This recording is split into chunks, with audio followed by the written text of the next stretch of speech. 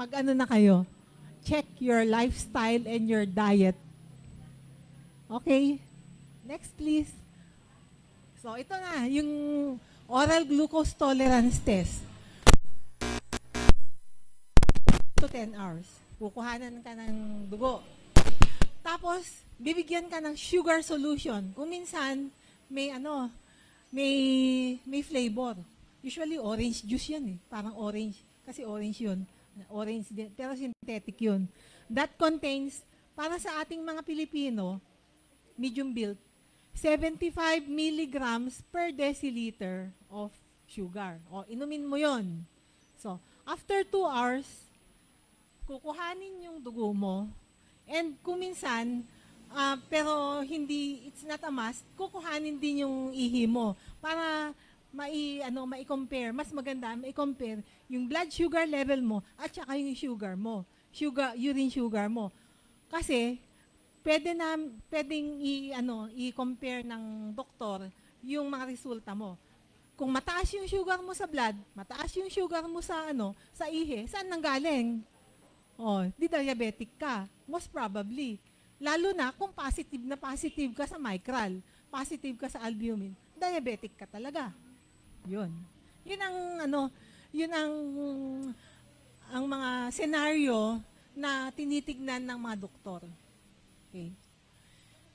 Yun nga, pre-diabetes and diabetes. Yung pinakita kong kulay, nakastick na sa mind ninyo yun. It's designed to it's designed to be remembered. Okay. Next, please. Okay, ito, random. O, ito nga, kara-kara ka. Oy, mukhang nahihilo ako, nahihina ako. Kumusta kaya yung blood sugar ko? Punta ka. Walang preparation, lahat. Oh. Random lang. Okay. A sugar level more than 200, ito, yung magic number, yung 200, diabetic ka na. Kasi random ka eh. Nakakain ka na. Diba? O, next. Next, please. O, ito. Again, ito yung yung summary, yung pinakita kong may kulay. O, yan. It now incorporates the A1C, fasting blood sugar. Yung random test, basta 200 milligrams per deciliter, kahit bali-balig ka rin mo, pag mataas yun, diabetic ka talaga. Okay. Gets? Okay, next. Okay, itong glucose screening test is another name for the random blood sugar. Pero itong screening, parang pre-employment ito eh. So, i-screen ka kung saan ka. No preparation. It is your blood sugar at the time you are tested. Kaya kumain ka, kaya hindi ka kumain, kaya nag-fast ka, basta random. And no time of the day. Random nga eh. Okay. Next. So, before I end my lecture, do you have questions? Yes, ma'am.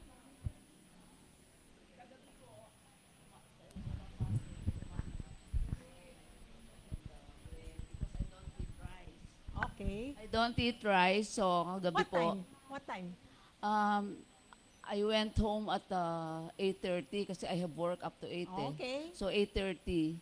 Dinner mo? Then, yun na po pinaka-dinner ko eh. Okay. Kasi I usually eat vegetables but I lack vegetables at home last night. Oh. So ang kinain ko lang, isang apple, isang orange, the bread at saka yung egg. Will that affect my my count? No, because let's say you slept kailan? 10 o'clock. Kailan ang bedtime ninyo? 10 o'clock. I slept at about 10:30 after Okay. praying. Okay, 10:30. Uminom ka syempre bago ka After you drank water. I Kahit drank konti. I drank plenty of water after Okay, eating. okay. Oh, sige. 10, 11, 12, 1, 2, 3, 4, 5, 6, 7, 8. 10 hours ang 8 o'clock. Okay pa. Thank you. 8 to 10 hours fasting. Yung fasting mo, yung sleeping time mo. Okay.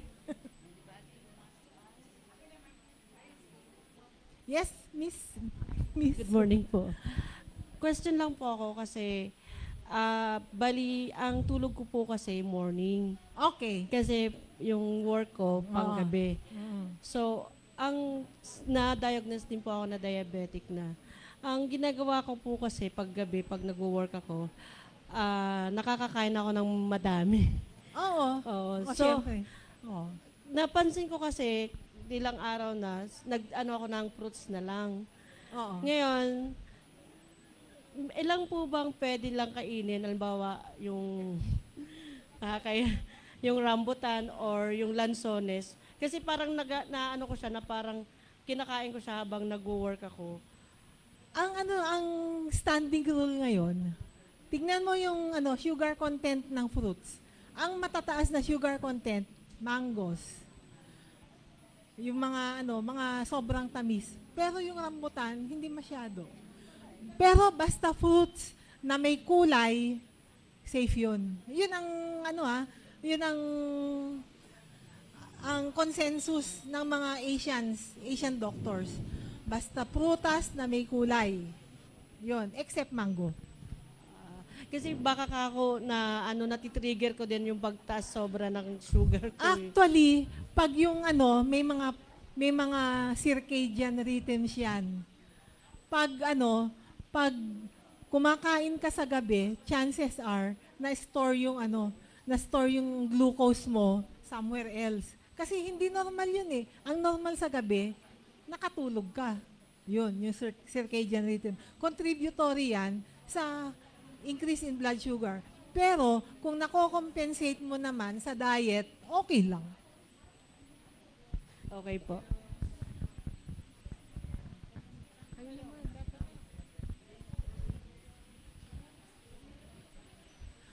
Mukhang naintindihan ninyo lahat. O baka naman nahihiya kayo. Wag. Yes, tama po. Samantalahin po natin na nandito si Doktora para masagot po yung mga tanong nila. Meron pa po bang gustong linawin? Ayan, Yes, ma'am. Ay, sige, tapos ni ma'am kayo po. Ma'am, my father is diabetic. Mhm. But tatlo po kaming anak, isa ang lalaki. Yung bunso naming kapatid na lalaki, he incurred diabetes. And umabot po sa, he's not a drinker, not a smoker, a good one, according to his needs. Pero still, nagka-diabetes siya to the extent na medyo lumabo ang mata, naapektahan ng kidney, nag 1 month doon sa PGH, sa ICU, na umabot sa everyday yung kanyang dialysis. Okay. But then, he still passed away. Wala namang, I know that dialysis is just a prolonging thing. Yes. It will not let you live alone. You're right. Now, kami po bang mga dalawang magkapatid na babae ay liable din na magkaroon ng diabetes? Ano kasi, ang diabetes ngayon, take your seat, ma'am. Ang diabetes ngayon, unang-una, may mga studies na not necessarily inherited. Hindi eh. Because diabetes depends on the blood sugar level. Hindi naman dun sa genes mo. Siguro genes kasi propensity towards. Pero you can control that. Oo, you can control that. Kaya nga may microalbumin test tayo eh. And would you believe na continuous intake of high sugar, puro leche flan ka, puro cake ka, puro ganon, kahit wala kayong may diabetes sa pamilya, magkaka-diabetes ka. Oo. Oh, control lang. Lifestyle ngayon. Lifestyle check. Oo. Kasi ako din. Father ko, diabetic. Mother ko, hypertensive. Pero sa awa ng Diyos, kasi, depende din sa kung ano yung acceptable sa na lifestyle. Eh, kung gusto mong, masarap, edi masarap din. Pero kung medyo, nirerendahan mo with exercise. Ang exercise, hindi yung ganun-ganun. Brisk walking. Pinakamadali yun. Brisk walking. O, punta ka sa mall. O, sige, sa SM, pinakamalaki doon sa Rojas Boulevard. O, sige, lahat na ikutin mo yun. Ewan ko na lang kung ano ka pa. May, ma'am, si Sir muna, tapos kayo po. Ma'am, Yes, sir. Doktora, kanina nag-usap tayo. Minsan, pag namamahit yung pa ako, di ba sabi ko sa iyo kanina, minsan, pag umupo ako, pag tayo ko, parang nahihilo ako. Dahil anemic ba? Oo, dun sa dun sa anemia mo, nakita ko nga 8 something lang. Oo nga eh. Kaming gumawa nun. Doon po sa isabi niyo.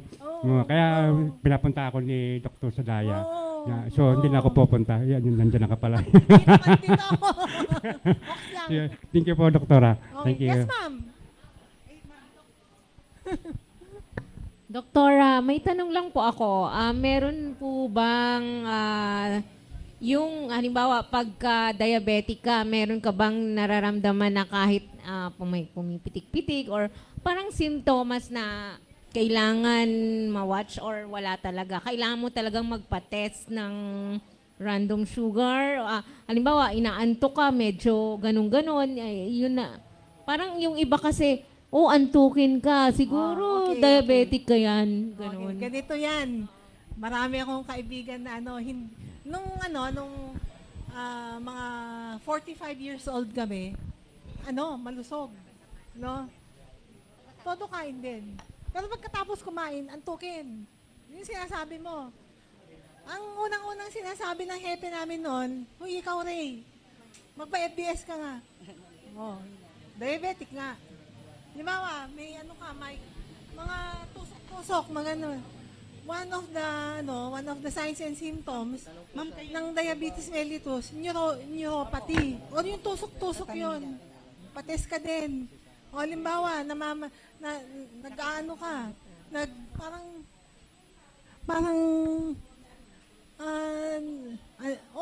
yung gano'n. O kaya, kung nagugutom ka, mainit ang ulo mo, kasi hypoglycemic ka, kailangan mo ng sugar. Pero kung minsan, nasosobrahan, di lumalabas yung pagka-diabetic mo. Tapos tulog ka. Yun. Magpaano ka? Doktora, since naka-live po tayo sa Facebook, may nagtatanong po sa Facebook. Yes. Ano daw pong mako-comment niya about sa serpentina? Baba po ba talaga siya? O safe po ba siyang inumin? Safe inumin. Pero wala pang studies ang BIFAD natin na nakakababa o nakakataas. Kasi, equivocal yung results eh. So, okay lang. Hindi ka naman mamamatay pag uminom ka, pero hindi sinasabi na na nakakababa. Pero testimonials. Thank you, Doktora. Sige po, last na question po natin. Tapos, may mga announcements po tayo. Sige, yes, ma'am. Doktora, pag na-detect na diabetic, is it lifetime disease na talaga? Actually, you can retard. You are a diabetic, but you can retard the effects. Yung paglabo ng paningin, you just manage your intake. At saka exercise. You burn your sugar so that the sugar will not be converted into fat, and you will have muscle mass rather than fat mass.